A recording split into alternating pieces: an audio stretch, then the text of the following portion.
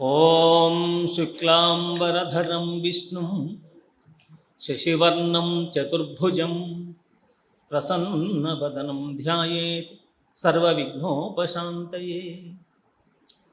శాంతం పద్మాసనస్థం శశిధరమకుటం పంచవక్త్రం త్రినేత్రం శూలం వజ్రం చ ఖడ్గం పరుషుమభయదం దక్షభాగే వహంతం నాగం పాశం చ ఘంటాం ప్రళయహుతవహం సంకుశం వామభాగే నానాలంకారయుక్తం స్ఫటికమణినిభం పార్వతీశం నమామి. శాంతాకారం భుజగశయనం పద్మనాభం సురేశం విశ్వాకారం గగనసదృశం మేఘవర్ణం శుభాంగం లక్ష్మీకాంతం కమలనయనం యోగిహృద్యానగమ్యం వందే విష్ణుం భవభయహరం సర్వలోకైకనాథం. లక్ష్మీం క్షీరసముద్రతాజతనయాం శ్రీరంగధామేశ్వరీం దాసీభూతసమస్తదేవవనితాం లోకైకదీపాంకురాం శ్రీమన్మందకటాక్షలబ్ధవిభవద్బ్రహ్మేంద్రగంగాధరాం త్వాం త్రైలోక్యకుటుంబినీం సరసిజాం వందే ముకుందప్రియాం.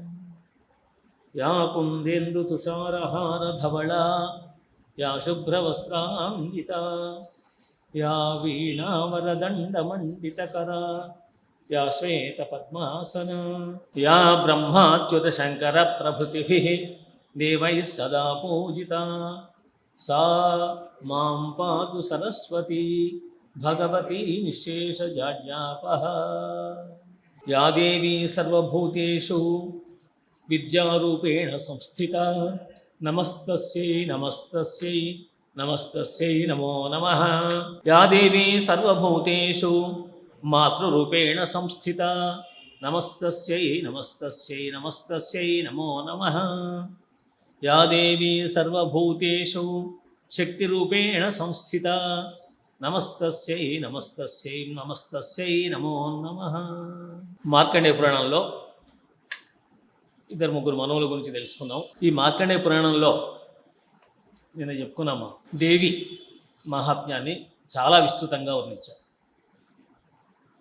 మహిషాసురాన్ని మర్దించడం, శుంభ నిశుంభులను సంహరించడం, చండముండాది రాక్షసులను సంహరించడం, అమ్మవారు అనేక రూపాలను ధరించడం, కరువు వచ్చినప్పుడు ప్రజల కోసం తాను శాకంభరిగా అవతరించడం, ఇలా రకరకాల రూపాలతో అమ్మవారు లోకాన్ని అనుగ్రహించి అని చెప్పుకున్నాం.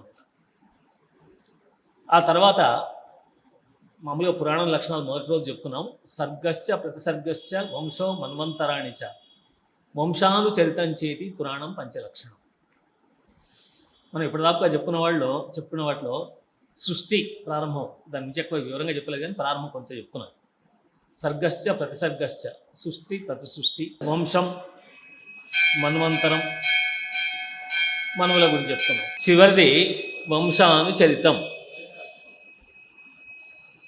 అంటే ఏ వంశాల్లో ఎవరు పుట్టి రాజులు ఆ కాలంలో పరిపాలన చేశారో, వాళ్ళు ఎలాంటి ధర్మాలను ఆచరించారో, అధర్మంగా జీవించిన రాజులు, అధర్మంగా పాలన చేసిన రాజులు ఎలాంటి స్థితిని పొందారో వాటిని వివరించేది వంశానుచరితం. ఆ వంశానుచరితంలో ఇద్దరు ముగ్గురు ప్రసిద్ధుల గురించి చెప్పుకొని మనం రేపు చివరి రోజు కాబట్టి రేపు సమాప్తం చేసుకునేటువంటి ప్రయత్నం చేద్దాం. వృషధ్రుడు అనేటువంటి ఒక రాజు ఉండేవాడు. ఆయన మనువు యొక్క కుమారుడే, వైవస్వ మనువు యొక్క కుమారుడే. రాజ్యపాలనలో ఆరితేరినవాడు, ధర్మ విధుడు అని చేసినవాడు. ఆయన ఒక మహర్షి దగ్గర అద్భుతంగా విద్యల్ని నేర్చుకున్నాడు. రాజుకు ఉండాల్సిన క్షత్రియ విద్యలు కాకుండా బ్రహ్మ విద్యకు సంబంధించిన ఆ విషయం అంతా తెలుసుకున్నాడు.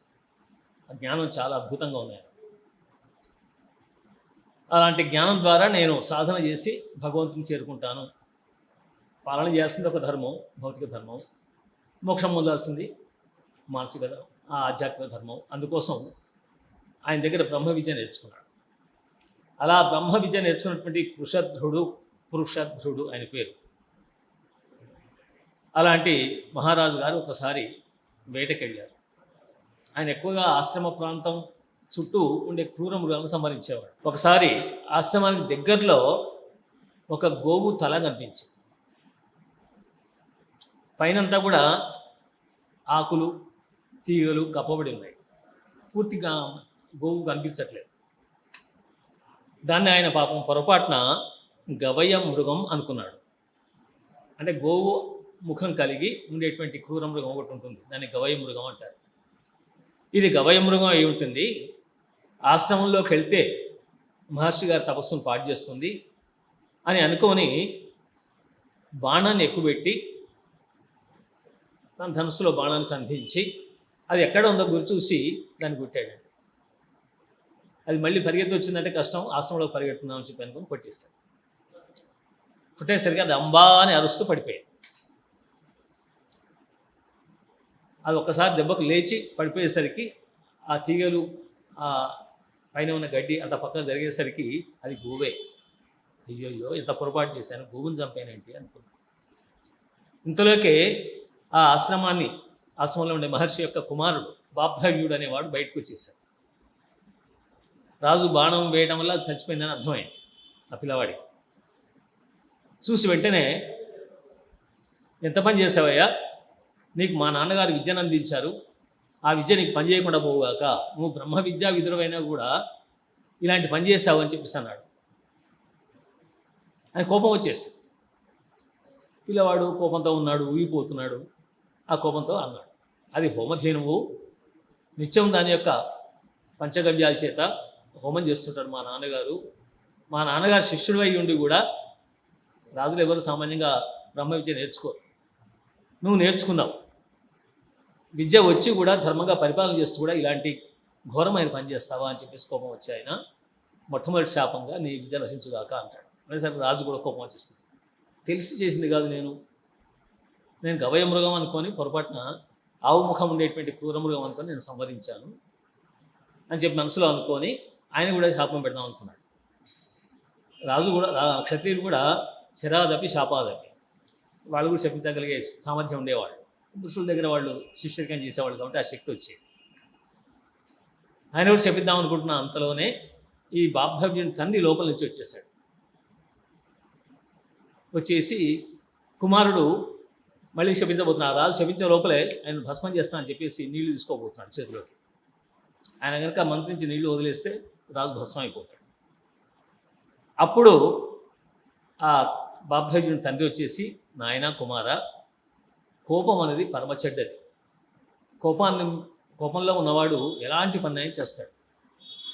తండ్రి అని చూడడు, తల్లి అని చూడడు, అన్నదమ్ములని చూడరు. ఆవేశం కనుక వస్తే తనను తాను నిగ్రహించుకోలేడు. మొట్టమొదటి తనను తాను నిగ్రహించుకోలేకపోతే చేయకూడని ఘోరాలను చేస్తారు.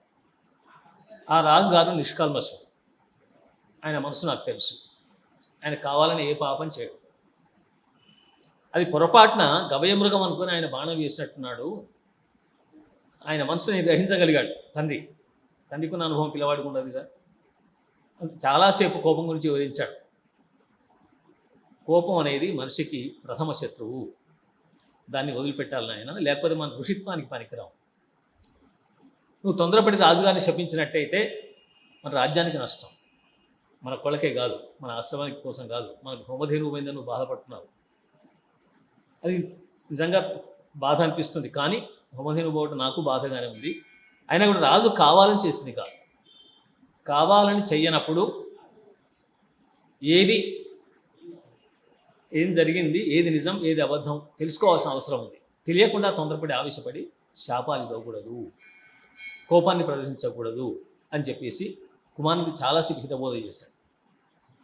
ఆయన చెప్పగా ఈయన తగ్గిన తర్వాత రాజు కూడా నిజమే, నా వల్ల పొరపాటు జరిగింది అని చెప్పని ఆయన కూడా చెప్పిద్దాం అనుకునే ఆ ఉద్దేశంతో ఉన్నాడు.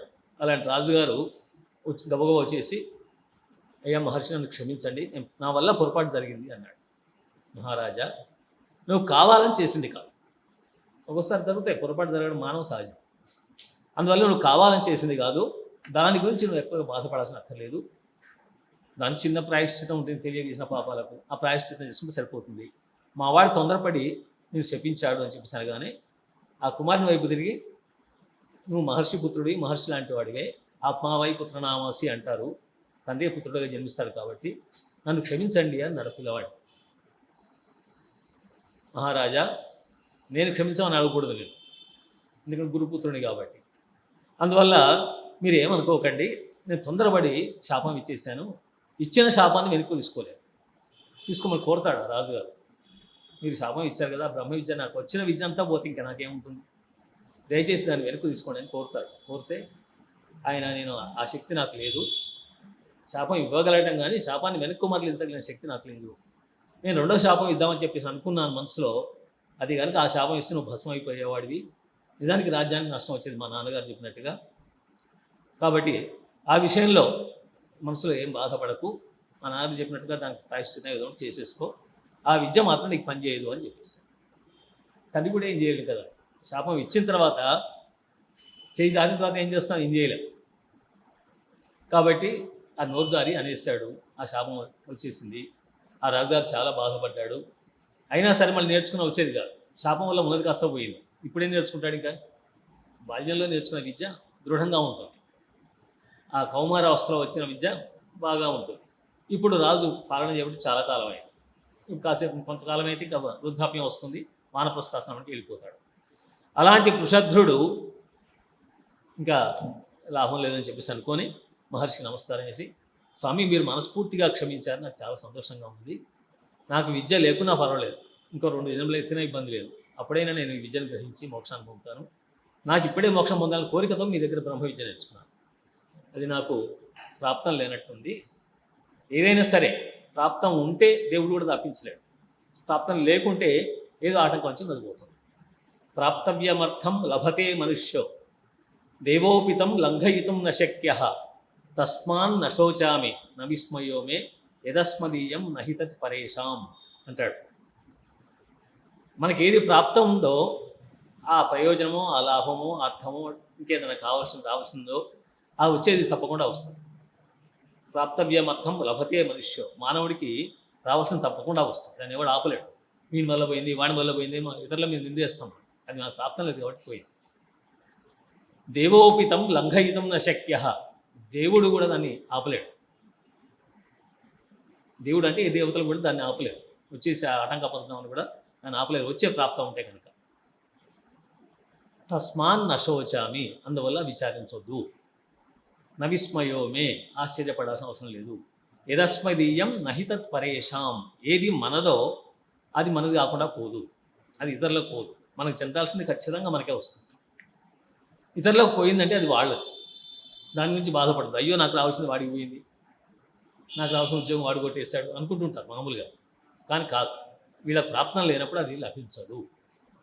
అలాగే ఆయన కూడా అనుకొని నాకు బ్రహ్మ విద్యా ప్రాప్తి లేనట్టుంది ఈ జన్మలో, కానీ ఇంకా కొన్ని జన్మలు ఎత్తాల్సిన రాసి పెట్టుంటే ఏం చేస్తాం, ఆ ప్రాప్తాన్ని ఎవరు తప్పించలేడు అని చెప్పేసి అనుకొని ఆ మహారాజు గారు వృషధ్రుడు ఆ మహర్షి నమస్కారం చేసి, ఆ పిల్లవాడికి కూడా నువ్వు వయసు చిన్నవాడివైనా మహర్షి కుమారుడివి, మహర్షితో సమానం, మీకు కూడా నమస్కారం చేస్తున్నాను, మీ శాపం అయినా నాకు పెద్దగా నష్టం జరగలేదు, విద్య పోయింది అంతే కదా, కానీ పర్వాలేదు, ఇబ్బంది లేదు, రాజ్యపాలన ఇప్పటి నుంచి జాగ్రత్తగా చేస్తాను, జంతువును సంహరించేప్పుడు కూడా జాగ్రత్త ఆలోచించి తొందరపడి సంహరించకూడదు అనేటువంటి జ్ఞానం నాకు ఇప్పుడు కొంత కలిగింది అని చెప్పేసి అని వెళ్ళిపోతాడండి.